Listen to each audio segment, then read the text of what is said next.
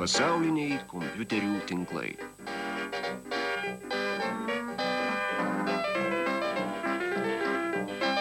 Šiandien kompiuteriai jau nieko nebestebina. Daugelis juos naudoja tiek darbe, tiek ir pramogai. Tačiau kompiuterių galimybės dar geriau išnaudosite, jei prijungsite jį prie pasaulinių kompiuterių tinklų. Pasinaudodami įvairiomis šių tinklų ryšių priemonėmis, jūs galėsite užmegzti naudingų kontaktų, o neišsenkantys informacijos srautai kompiuterių tinkluose taps jums nepamainomų žinių šaltiniu. Egzistuoja daug globalių kompiuterių tinklų – Sprintnet, Internet, Fidonet, Bitnet ir kitų, jungiančių visame pasaulyje įsibarsčiusius kompiuterius. Populiariausi šiandien yra pasauliniai Sprintnet ir Internet tinklai. Internet yra ne vientisas tinklas, o atskirai valdomų ir tarpusavyje bendraujančių kompiuterių tinklų aibė. Ir Lietuvos akademinis kompiuterių tinklas Litnet, ir Omnitel tinklas, ir Danijos kompiuterių tinklas DKNet yra sudėtinės internet dalys. Jau dabar juo naudojasi virš 50 milijonų žmonių. Kyla natūralus klausimas, kaip prijungti savo kompiuterį prie Sprintnet arba internet tinklo.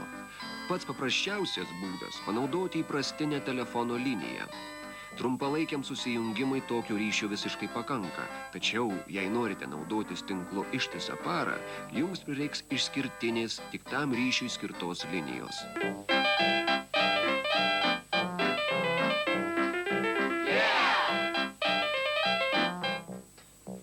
Prisijungę prie tinklo galėsite pasinaudoti daugeliu paslaugų. Tai visų pirma elektroninis paštas, e-mail, tiesioginio pokalbio galimybė, internet telefonas, videokonferencijų rengimo priemonės.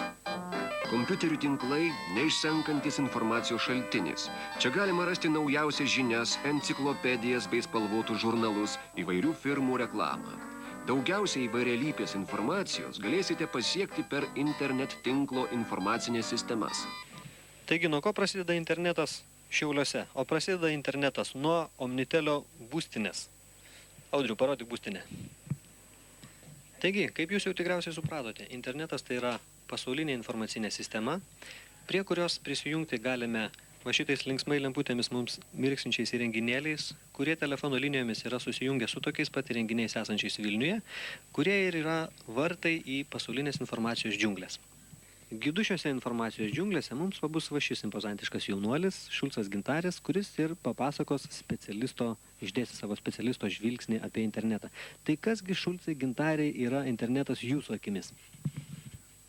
Mano akimis internetas tai yra toks dalykas, kurį vienu žodžiu ar dviem ar trim nupasakoti neįmanoma. Čia reikia, sakykim taip, pasėdėti, padirbti, pažiūrėti ir tada galima suprasti. Jeigu taip trumpai, tai internetas yra, sakykime, trys tokios stambios grupės galbūt iš pradžių. Tai yra webiniai puslapiai, kuriuose yra dedama laikoma informacija, su paveiksliukai, su viskom galėsiu pademonstruoti, kur galima pačios įvairiausios, pačios plačiausios informacijos susirasti. Netgi yra šiuo metu internetas taip sparčiai plečiasi pasaulyje, taip tokiu dideliu greičiu, kad čia yra iš tikrųjų tokias didžiulės džiunglės, kuriuose netgi kartais sunku ir susigaudyti ir kažką iš karto surasti.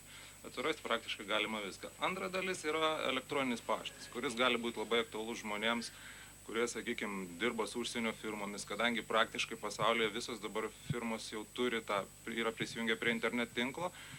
Ir, sakykime, įsivaizduokim tokį dalyką, kad jeigu aš turiu kolegą Amerikoje kažkur, man reikia pasiųsti ant kažkokią informaciją, dar kažką, tai aš jeigu tą parašau ant popieriaus siunčiu faksu, minutė kainuoja apie 13 litų kažkur. O čia per paštą labai greitai galima parašius sudėjus visą tą informaciją, nusiųsti tam žmogui ir tas užtrunka kelias minutės, o valanda, sakykime, jau panašiai Lietuvoje nusistovėjai, yra pačių tokių paprasčiausių tarifų, kainuoja apie 7 litus. Tai įsivaizduokit per valandą, kiek jūs galite nusiųsti ir gauti laiškų. Ir trečia dalis, tokia stambesnė grupė, yra taip vadinami FTP serveriai, kurie galbūt paprastai žmonėms dirbantiems nelabai įdomus, jie daugiau įdomus žmonėms, kurie tiesiog dirba su kompiuteriais, kurie yra programuotojai. Tai ten jie gali, kadangi irgi kompiuterinis visas biznis labai plečiasi, labai sparčiai kinta ir atsiranda naujų įvairiausių programų, kurių, sakykime, pas mus taip greitai galim nespėti įsigyti, arba įsigę mes galim nežinoti, ar jinai mums reikalinga. Pats Gintarė Šulcai paminėjote, kad yra kažkoks dalykas kaip webiniai puslapiai. Man tai skamba kažkaip visiškai neaiškiai. Kas tas yra webiniai puslapiai? Šiuo metu žiūrime į Omnitel webinį kompiuterį, Omnitel webinį puslapį. Visos didžiosios firmos įvairiausios labai dabar pasaulyje populiaru, kad turi savo kompiuterį arba savo puslapį kažkur tai kompiuterį. Tai čia mes ir matom šitą taip vadinamą webinį puslapį. Taip, mes dabar matome webinį puslapį, kuriame galime, matot, pasirinkti labai pagal čia, ką leidžia pamatyti mums Omnitelis. Galime ieškoti webiniuose puslapiuose dominančios mums informacijos.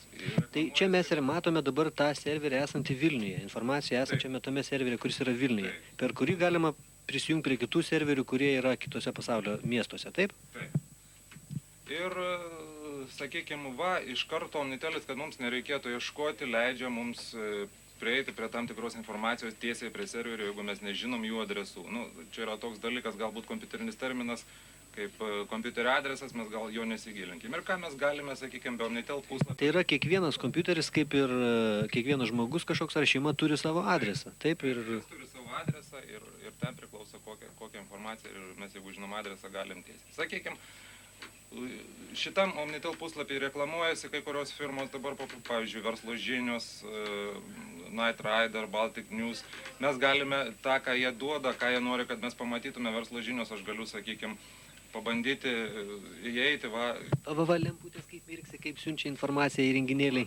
Verslo žinios, žurnalas, paskutinis numeris 46-49. Ir visa informacija pagrindinė, kuri buvo sukoncentruota tame laikraštyje, yra sukoncentruota šitam puslapį. Reiškia, aš galiu nenusipirkęs laikraščio pačią naujausią informaciją buvusią Verslo žiniuose pamatyti. Bet čia vėlgi aš sakau, kad čia yra būtent Omnitelio puslapį ir reklamuojasi Verslo žinios. Jeigu aš noriu, sakykime, mane domina kitokia informacija, mane domina, sakykime, CNN. Aš galiu tiesiai iš Omnitel kompiuterio jungtis tiesiai prie CNN. Reiškia, mes dabar matome, ką CNN šiai dienai savo duoda informaciją, kokia yra pati aktualiausia, pati karščiausia, sakykime, kaip sako tikriausiai žurnalistai, aš tiksliai nežinau, bet tikriausiai taip sako. Ir mes galime žiūrėti, yra straipsniai apie olimpiadą, apie pasaulis, įvairiausi, ką mums pateikė CNN, apie paskutinius sprogimus. Konkrečiai galim pažiūrėti, pavyzdžiui, straipsnį, koks jūs konkrečiai domina. Devenportas... Apie aukas, kas nors sprogimas, kraujas, kas nors tokio. Gal nereikia tokio. Geriau apie tenisą, gražų, aristokratišką žaidimą. Gerai. Ir čia yra būtent informacija... Sančias Vikario. Devenport Sančias Vikario. Laimėjo prieš Sančias Vikario. Čia aprašoma žaidynės, matot, yra nuotrauka. Galbūt šiek tiek, sakykime, čia dėl kai kurių techninių negalimybių, tikriau pasakius, mes nematome tokios gražios nuotraukos, bet normaliai tai atrodo viskas labai... Kaip tikra nuotrauka, taip? Kaip tikra nuotrauka. Ir tas straipsnis aprašymas, kaip kas vyko rungtynėse. Gal paskaitykim pačią pradžią, apie ką čia rašom? Jūs skaitykite, gerbiamas Gintarai. Stone Mountanas, Georgijos valstija, Džordžijos valstija, reikia suprasti. Padedama, kadangi... Visiškai suprantama, kad aš esu dabar labiausiai išdidi per visą savo gyvenimą, ką pasiekiau per tas varžybas. Gerai, toliau nebeskaitykime. Ir taip toliau. Ir mes galime, žinodami puslapį, sakykime, jeigu žmonės domina krepšinis, ypač, sakykime, NBA. Visur, jeigu jūs pastebėjote, jeigu žiūrėjot laidas, NBA labai dažnai aikštelės pakraščiuose būna parašytas internetinis adresas www.nba.com. Čia mes ir surinkom, čia surinkom. Jo, taip, aš surinkau šitą adresą ir dabar, sakykime, persimetam iš CNN kompiuterių į NBA kompiuterių Amerikoje. Ir vėl matome pačios karščiausios NBA naujienos aprašymai. Aišku, dabar ten... O galima surasti lietuvių pralošimą Užvakar naktį prieš. Užvakar galima surasti, bet mums tada reikia, sakykime, konkrečiai va šiuo metu aš nežinau, kokiam serveriui gali, nežinau serverio vardo, tada mes pasinaudosim tokią galimybę kaip paieška webiniuose puslapiuose kompiuterio, kurį, va, mes, sakykime, mes galime išeiti per Omnitel puslapį. Yra speciali tokia funkcija, yra specialūs kompiuteriai, kuriuose yra kaupiama visa informacija, nu, aišku, negalima pasakyti 100%. Mes čia dabar atliksime tokią kontekstinę paiešką. Pagal tekstą surasim, ką nori. Taip, pagal tekstą pabandysime surasti, jungiuosi prie vieno iš tokių paieškos kompiuterių, kuriuose yra kaupiama informacija, nuorodos į kitus serverius, kuriuose galima surasti dominančią informaciją.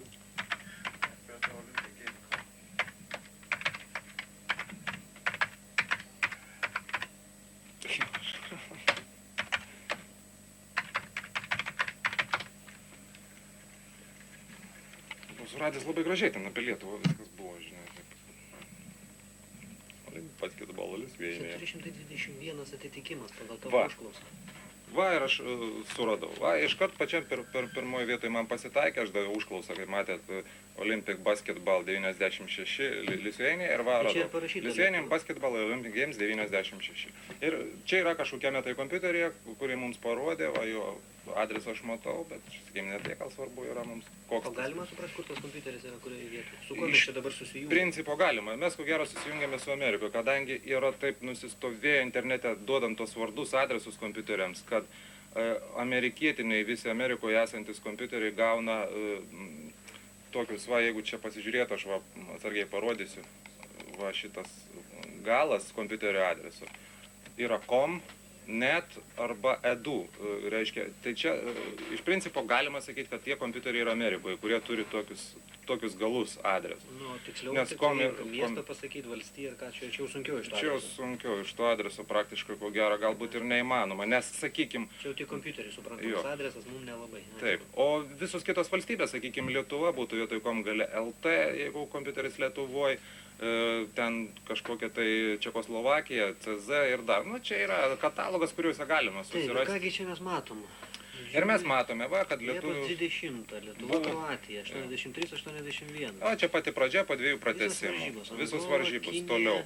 Po preliminarių, kaip išsirikiavo komandos, kaip Lietuva sužaidė su graikais. Ketvirtfinalis. Jo, ir yra va, pusfinalis. Jugoslavija prieš Lietuvą 66-58, Amerikos nugalėjo 101-73 ir ta informacija labai yra operatyvi. Kadangi, sakykime, nu, kada žaidė su lietuviais, su Jugoslavais, ten 3 valandą nakties, aš tas varžybas žiūrėjau, bet Jungtinių Amerikos valstijų su Australija aš jau nežiūrėjau, bet iš šito atėjęs iš karto įsijungiau kompiuterį, pasižiūrėjau, kaip sužaidė, net neatsiklausęs radio, nei laikraščių nieko, iš karto suradau. Nu ir va parašyta, kada finalai, pusfinaliai, kas žais.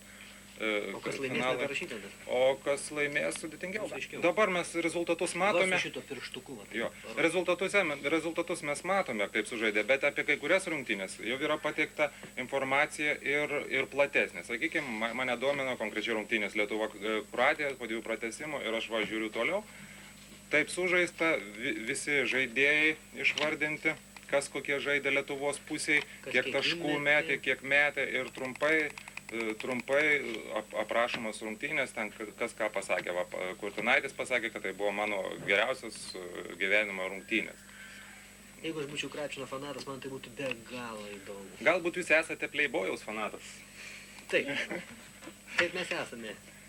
Galima, sakykime, taip. Jeigu domina tokia informacija kaip Playboyus, yra ir Playboyaus kompiuteris, į kurį galima įleisti grinai žurnalai Playboyus. O Playboyus yra vardas ar pavardė?